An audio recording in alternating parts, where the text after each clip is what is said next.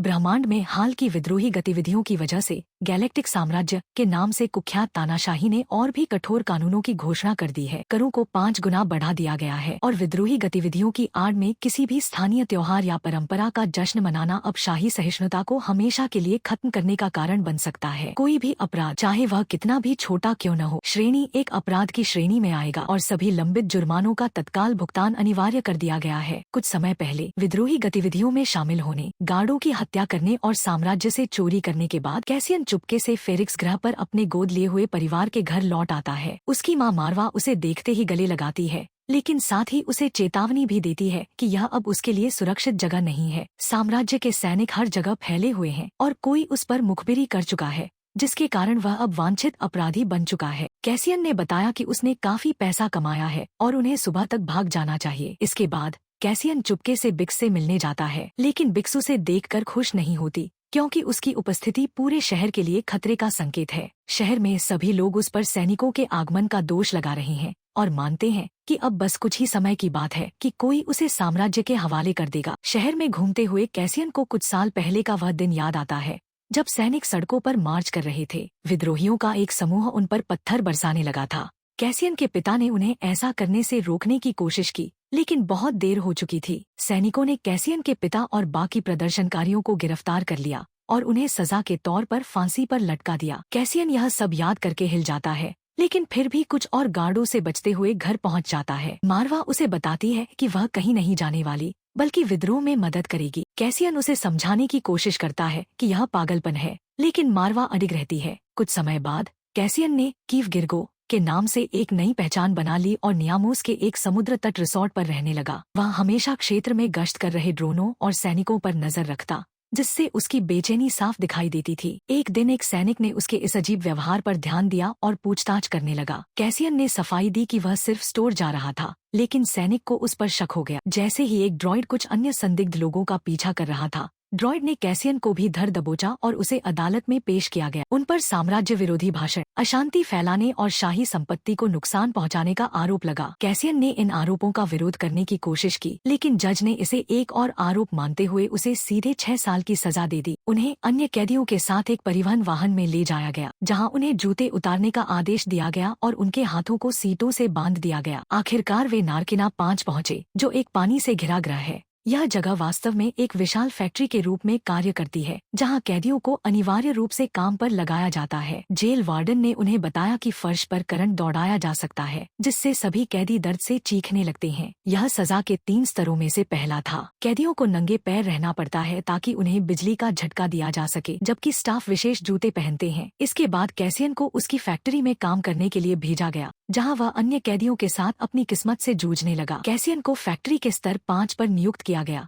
जहां काम 12 घंटे चलता था। कैदियों को लगातार मॉनिटर किया जाता और दिन भर की उत्पादकता के आधार पर उनके खाने का स्वाद तय किया जाता था। जिस टीम की उत्पादकता सबसे कम होती, उन्हें दंड के रूप में करंट झेलना पड़ता। कैसियन ने देखा कि कैदी एक दूसरे से सांकेतिक भाषा के माध्यम से संवाद करते हैं, ताकि विद्रोह और अन्य योजनाओं की खबरें एक ब्लॉक से दूसरे ब्लॉक तक पहुंचाई जा सकें। रात में अपने ब्लॉक में लौटने के बाद कैसियन ने देखा कि सभी कैदियों के सेल में एक काउंटडाउन स्क्रीन थी, जो दिखाती थी कि उनकी सजा के कितने दिन बचे हैं। कैदियों ने बताया कि साम्राज्य ने नए कानूनों के तहत सभी की सजा दोगुनी कर दी है और कोई भी अब यहाँ से बच नहीं सकता। धीरे धीरे कैसियन इस नई दुनिया के कठोर नियमों और कड़े अनुशासन को समझने लगता है, लेकिन वह अभी भी अपने बचने की एक योजना बनाने की कोशिश में लगा रहता है। कैसियन दिखावा करता है कि उसे कुछ भी नहीं पता है। एक आदमी कैसियन से कहता है कि वह संख्या को न देखें, क्योंकि इससे वास्तव में कोई फर्क नहीं पड़ता। जब तक साम्राज्य को गुलामों की जरूरत है, तब तक वे जेल में रहेंगे। लुए ने उसे रोका, जो उसे दीवार के खिलाफ धक्का देकर चुप करा देता है।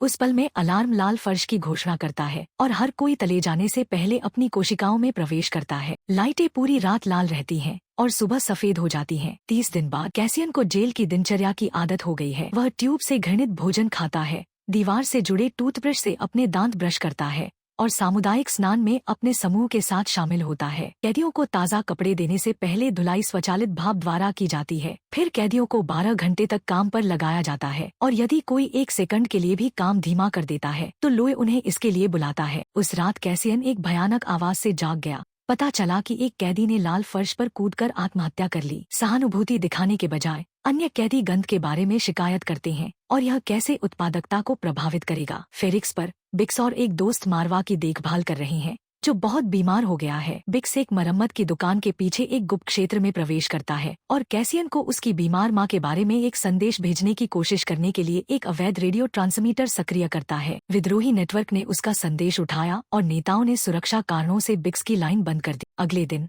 बिक्स यह जानकर भयभीत हो जाता है कि सैनिकों ने मरम्मत की दुकान के मालिक को गिरफ्तार कर लिया है और वह रेडियो का उपयोग करने के लिए दोषी महसूस करता है। कैप्टन उसे भीड़ में देखता है और उसका नाम पुकारता है, इसलिए बिक्स तुरंत जितनी जल्दी हो सके भाग जाता है। दुर्भाग्य से गार्ड जल्द ही उसे पकड़ लेते हैं और उसे भी पकड़ लिया जाता है। फिर उसे पूछताछ के लिए लेफ्टिनेंट मीरो के पास ले जाया गया। यदि वह सहयोग नहीं करती है तो मीरो उसे पीड़ा पहुंचाने की धमकी देता है और कैसियन और रहस्यमय खरीदार के बारे में पूछना शुरू कर देता है। जब बिक्स बताता है कि मीरो उसके किसी भी उत्तर पर विश्वास नहीं करेगी तो मीरो यातना को अधिकृत करता है। बिक्स को कुर्सी से बांध दिया जाता है इससे पहले कि डॉक्टर उस पर हेडसेट लगाता है, जिससे वह असहनीय दर्द से चिल्लाने लगती है। घंटों की यातना के बाद मीरो ने फिर से पूछताछ शुरू की। काम पूरा करने के बाद वह गार्डों से बिक्स को गवाह के रूप में जीवित रखने के लिए कहती है, लेकिन वे मरम्मत की दुकान के मालिक को फांसी दे सकते हैं। जेल में कैसियन की टीम के साथी उलाफ का हाथ घायल हो गया है और वह मुश्किल से काम कर पाता है, इसलिए कैसियन ने उसका काम संभाल लिया। लोए कैसियन को तेजी से सोचने के लिए बधाई देता है और घोषणा करता है कि उलाफ जल्द ही घर जाएगा क्योंकि उसकी सजा में केवल कुछ ही दिन बचे हैं। बाद में कैसियन अपने बाथरूम से छुट्टी लेता है और जब कोई नहीं देख रहा होता है तो वह एक पैनल हटाता है और पाइप भरना शुरू कर देता है। उसी समय एक नए कैदी के आगमन की घोषणा की जाती है और कैसियन स्थिति में आने के लिए वापस भागता है। फिर वह और बिरनोक गार्डों की गतिविधियों को जानने के लिए बारीकी से देखते हैं, जिससे पता चलता है कि वे कई दिनों से भागने की योजना बना रहे हैं।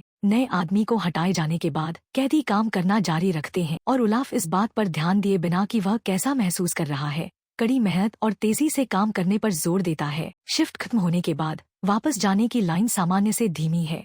खिड़की पर हाथ के संकेतों का उपयोग करके वे सीखते हैं कि स्तर 2 में कुछ चल रहा है। अचानक बिजली चली जाती है, लेकिन कुछ ही सेकंड में वापस आ जाती है। लोए ने उन्हें सूचित किया कि एक आदमी लापता है, इसलिए गिनती के लिए लाइनों में देरी हो रही है। अलार्म बजना शुरू हो जाता है और कैदी बता सकते हैं कि स्तर 2 में स्थिति खराब हो रही है, लेकिन लोए उन्हें अब खिड़की पर हस्ताक्षर करने नहीं देता है। फिर एक आवाज घोषणा करती है कि वे चाहते हैं कि आज रात हर कोई ठीक से व्यवहार करे, अन्यथा वे बिना किसी चेतावनी के फ्लोर सक्रिय कर देंगे। एक बार जब वे अपनी कोशिकाओं में वापस आ जाते हैं तो कैसियन नए कैदी से पूछता है कि क्या वह कभी भागने के बारे में सोचता है, लेकिन लोए उसे जवाब नहीं देता है। कैसियन भी लॉय से अन्य मंजिलों पर मौजूद गार्डों के बारे में जानकारी प्राप्त करने की कोशिश करता है, हालांकि लॉय जवाब देने से इनकार कर देता है और सोने से पहले कैसियन को उसके पागल विचारों के बारे में चेतावनी देता है। निराश कैसियन चिल्लाता है कि कोई नहीं सुन रहा है। अगली सुबह शिफ्ट बदलने के दौरान रात की टीम कैसियन के समूह को बताती है कि लेवल 2 पर 100 कैदियों को भून दिया गया था। उलाफ को सुनने में परेशानी होती है और वह पूछता है कि लेवल 2 टीम का क्या हुआ, तो नया लड़का उसे बताता है कि उन्हें मुक्त कर दिया गया। लॉय ने ऐसी अभद्र टिप्पणी के लिए उसे घूंसा मारा, लेकिन कैसियन ने बात बढ़ने से पहले ही उसे रोक दिया और उसे याद दिलाया कि दिखावा करें कि वे कुछ भी नहीं जानते हैं, अन्यथा गार्ड अपना ध्यान उन पर केंद्रित कर देंगे। फिर लॉय ने सभी को बताया कि लेवल 2 की मौतें एक अफवाह हैं और उन्होंने कुछ नहीं सुना। अपनी शिफ्ट के दौरान उलाफ में थकावट के लक्षण दिखाई देते हैं और उसे बने रहने में परेशानी होती है। दिन के अंत में उलाफ मुश्किल से खड़ा हो पाता है, इसलिए कैसियन और अन्य लोगों को उसे गार्डों से बचाना होगा। कैसियन बाथरूम में जाता है और पाइप को फिर से भरना शुरू कर देता है, जिससे रिंच की मदद से और अधिक क्षति होती है। बहुत ताकत लगाने के बाद अंततः पाइप फट जाता है और पानी बाहर निकलने लगता है। फिर वह नए कैदी के आने के ठीक समय पर वापस फैक्ट्री की ओर भागता है। जैसे ही पानी कमरे में पहुंचने लगता है, गार्ड लिफ्ट चालू कर देते हैं और कैदी अपनी योजना शुरू कर देते हैं। 2 लोग बहस करने का नाटक करते हैं जो वास्तविक लड़ाई में बदल जाती है, और जब गार्ड उन्हें देखकर विचलित हो जाते हैं तो कैसियन लिफ्ट को जाम करने के लिए उसमें रिंच डाल देता है। इसके बाद कैदी भाप पैदा करने वाली एक पतली ट्यूब को बाहर निकालने के लिए एक मशीन को तोड़ देते हैं। दूसरी टेबल ने उनसे कम काम किया ताकि कैसियन की टीम परेशान न हो। अपनी कोशिकाओं की ओर जाते हुए उलाफ अंततः ढह जाता है। लॉय नाइट शिफ्ट मैनेजर से डॉक्टर बुलाने के लिए कहता है और उलाफ को वहीं रुकने के लिए कहता है, क्योंकि घर जाने से पहले उसकी कुछ ही शिफ्टें बची हैं। जल्द ही एक चिकित्सक आता है और एक त्वरित नजर के बाद वह घोषणा करता है कि कुछ भी नहीं किया जाना है क्योंकि उलाफ को भारी स्ट्रोक हुआ था। इंजेक्शन तैयार करते समय डॉक्टर कहते हैं कि एक हफ्ते में हर कोई इस तरह शांतिपूर्ण मौत की भीख मांगेगा और लोए को अपने लोगों को लाइन में रखने की सलाह देता है। उलाफ को इच्छा मृत्यु का इंजेक्शन दिया जाता है और वह बिना दर्द के मर जाता है। गार्ड एक बैग और ट्रॉली लेने के लिए चला जाता है, इसलिए डॉक्टर इस अवसर का उपयोग यह समझाने के लिए करता है कि एक व्यक्ति जिसे लेवल 4 से रिहा किया गया था वह अगले दिन 2 पर वापस आ गया। जब लेवल 2 कैदियों को इस बारे में पता चला तो सभी की हत्या कर दी गई। कैसियन और लोए को एहसास है कि कोई भी इस जेल को कभी नहीं छोड़ेगा। जब उन्हें उनकी कोशिकाओं में वापस भेज दिया जाता है तो लॉय अंततः कैसियन को बताता है कि प्रत्येक स्तर पर 12 से अधिक गार्ड नहीं है। कैसियन का कहना है कि उन्हें कल चले जाना चाहिए क्योंकि गार्डों को किसी बात का डर होगा अगर उन्होंने उन्हें चुप कराने के लिए 100 लोगों को मार डाला। अफवाहें फैल जाएंगी और जल्द ही सभी को पता चल जाएगा, इसलिए सुरक्षा मजबूत करने से पहले उन्हें वहाँ से निकलना होगा। लॉय को नहीं लगता कि कैसियन की योजना काफी अच्छी है, इसलिए कैसियन ने उसे हिलाया और बताया कि वे उलाफ की जगह लेने के लिए एक नया लड़का लाएंगे, जिसका अर्थ है कि यह हमला करने का सही समय होगा। एक बार जब वे अपनी कोशिकाओं में वापस आ जाते हैं तो कैसियन सभी को बताता है कि उसने डॉक्टर से क्या सीखा है और लॉय अंततः चिल्लाता है कि कोई भी बाहर नहीं निकल रहा है। वह सभी को इसके बारे में सोचने के लिए कहकर बिस्तर पर भेज देता है। अगली सुबह लॉय सभी को यह समझाने के लिए एक प्रेरणादायक भाषण देता है कि उन्हें साथ मिलकर काम करके बचना चाहिए। फैक्ट्री के रास्ते में इंटरकॉम ने घोषणा की कि अगली सूचना तक सभी शिफ्ट परिवर्तन चुप रहेंगे। अगले कुछ घंटों तक हर कोई काम करता है और अपने सर्वोत्तम व्यवहार में रहता है। जब कैसियन अंततः एक खुला स्थान देखता है तो वह अपनी मेज छोड़ देता है और एक टीम का साथी सावधानी से उसे एक रिंच देता है जिसे वह अपनी आस्तीन में छिपा लेता है। बिरनोक भी अपनी मेज छोड़ देता है और स्थिति में आ जाता है, जबकि गार्ड घोषणा करते हैं कि नया आदमी आ रहा है और कैदी खुद को हथियारों से लैस करने के लिए मशीन के हिस्से या उपकरण इकट्ठा करना शुरू कर देते हैं। हालांकि लोए कैदियों को हमला करने का आदेश देता है और वे गार्डों पर चीजें फेंकना शुरू कर देते हैं। अभी भी गोलियां चल रही हैं और कुछ कैदियों को नीचे लाया गया है। बिरनोक चढ़ाई जारी रखने की कोशिश करता है, लेकिन दुख की बात है कि उसे गोली मार दी जाती है, इसलिए कैसियन ने कमान संभाल ली है। आखिरकार गार्ड प्रक्षेप्य से थक जाते हैं और फर्श को सक्रिय करने का आदेश देते हैं। कैदी तुरंत मेज पर कूद पड़ते हैं, लेकिन कुछ कैदी जो तेज नहीं होते फिर भी बिजली की चपेट में आ जाते हैं। फर्श की बिजली पानी के संपर्क में आती है और शॉर्ट सर्किट को ट्रिगर करती है, जिससे स्तर 5 पर बिजली बंद हो जाती है। अब जब बिजली का फर्श निष्क्रिय हो गया है तो कैदी स्वतंत्र रूप से घूम सकते हैं और लोए विद्रोह का नेतृत्व करता है। गार्डों ने फिर से गोलीबारी शुरू कर दी, जिससे अराजकता के बीच और भी कैदी गिर पड़े।